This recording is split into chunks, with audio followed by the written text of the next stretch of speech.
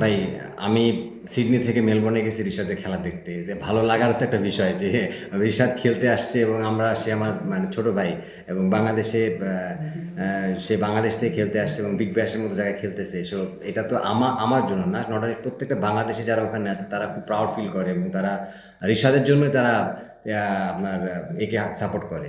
আহ, কি বলে, Hobart হ্যারিকেন্সকে support করে। সো আমার মনে হয় যে এটা অবশ্যই তাদের ফ্যান বেজ ওয়াইজ তারা বেনিফিটেড।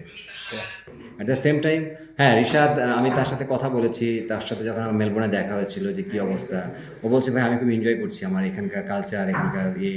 আমি বললাম তোর টিমের যারা সতীর্থ আছে তারা তাদের সাথে কেমন? বলছে সবাই খুব ফ্রেন্ডলি ভাই, এখানে টোটালি ডিফারেন্ট। এটা খেলা মানে এদের এনভায়রনমেন্ট বলে না, আমাদের এশিয়ান এনভায়রনমেন্ট মানে টোটালি আলাদা আসলে। এরা খেলার বাইরে আর অন্য কিছু নিয়ে ডিসকাশন নাই, জাস্ট ওরা ফান করে, খেলা শেষ, ফান করে চলে যায়।